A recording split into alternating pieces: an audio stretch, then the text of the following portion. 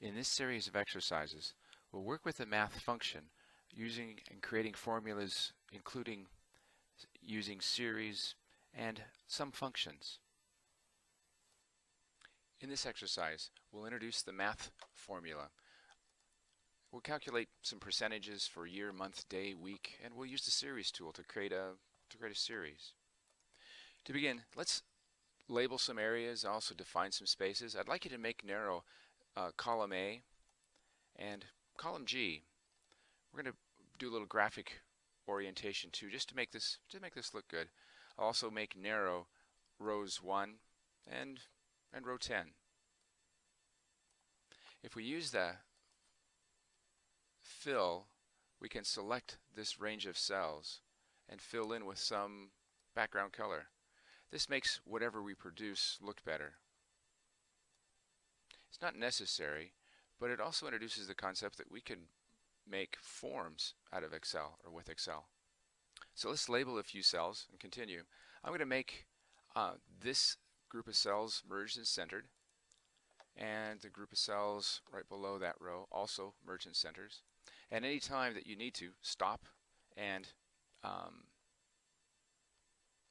replay the video to catch up. And I think I'll separate this row as well. For labels, I'm going to type in the top one amount.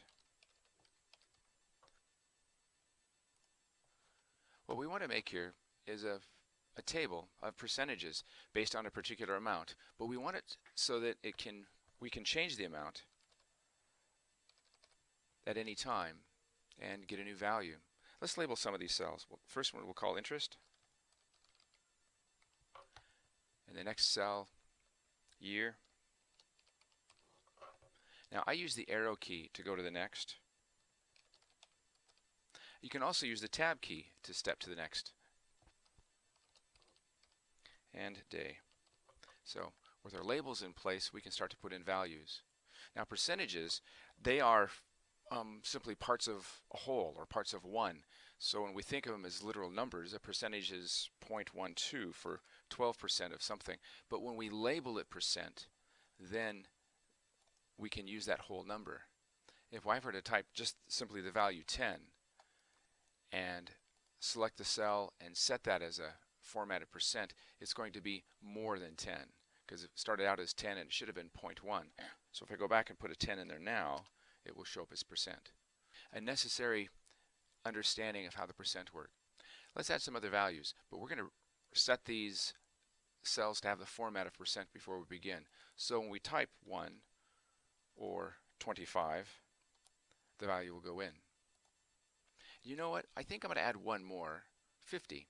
So if I were to right click on this row heading and choose insert, I could insert a row, or easily just simply click on that, and up here there's an insert row.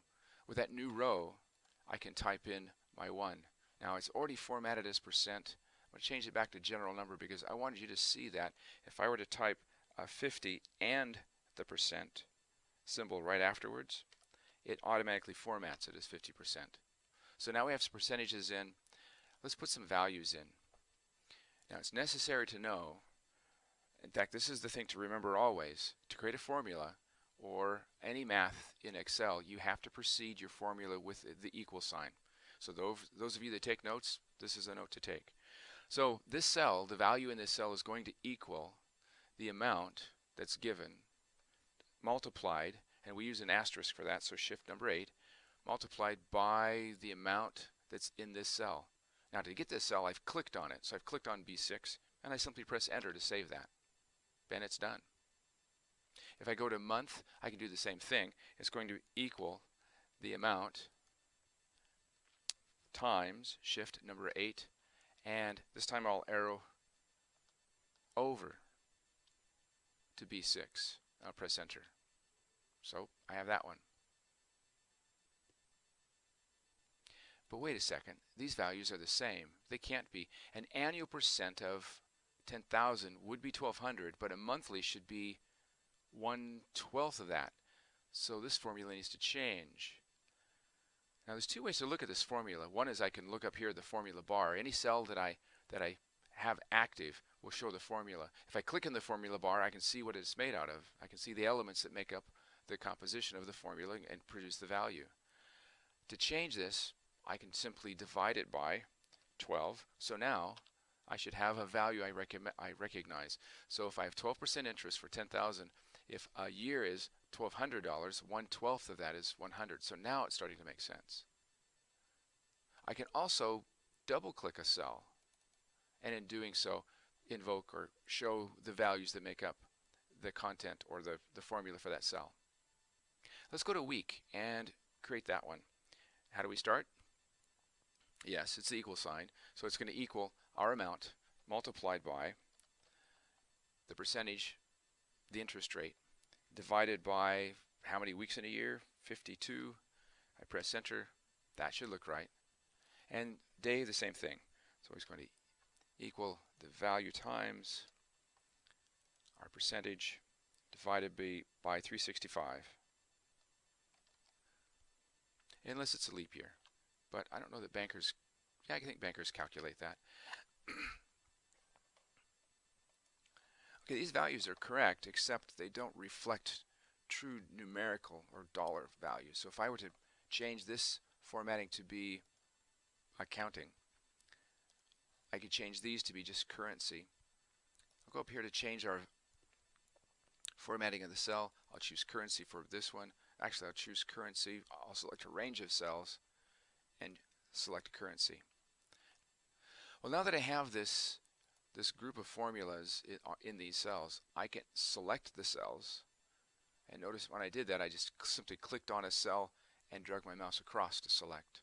Because that's different than creating a series. Series is when you grab this little control here and you drag down. That creates a series of all of these. Wait a second, I have a problem.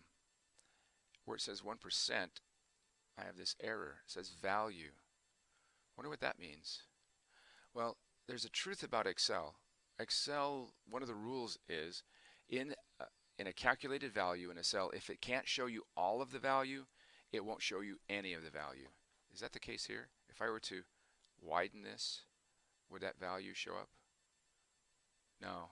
There's some other issue that's going on here. I guess if I double click in this cell, I would see that I'm taking 1% and multiply it times the word year. Oh, now that's not right. We want to multiply it by 10,000. So how do we do that? There's got to be a way where we can use the same name in all of these cells to reflect a 10,000. And there is. Actually, there's more than one way. So I'll add a $sign right after the letter C in this cell, value. So there it is. I'll press enter, and now that's true. I'll create a series just for this column and see if that solved my problem. And that looks right. So 1% of $10,000 is 100. Okay, I think that's good. So, but that's not the only way to do this. If I go into the next column and I want to have a value for this, I could just put a name, and I'm going to name this cell by changing the name box to say amount, AMT. That should work. So now I have this cell named amount. If I go into this cell and replace this with this new name, AMT, that should work. And if I drag that down, create a series, those values should work. So I think I'll use that form for the rest of this.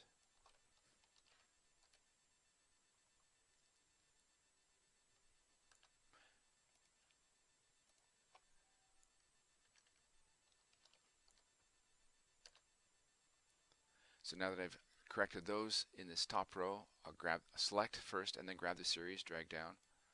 So now that's all true. I did mention a little while ago that Excel has a pattern that if it can't show a value, it won't show anything at all.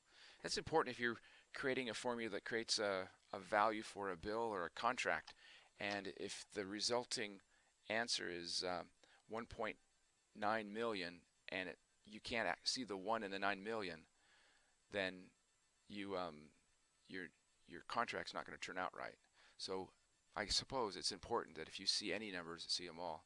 You can adjust the column width by grabbing this control between the two columns. I like to just double click that what it does is Excel will automatically scan the entire column, find the widest value that's displayed in there, and adjust the width of the column accordingly. Well, this ends the exercise in calculating um, percentages. I'd like you to, those of you in my class, I'd like you to name this tab Apply Percent.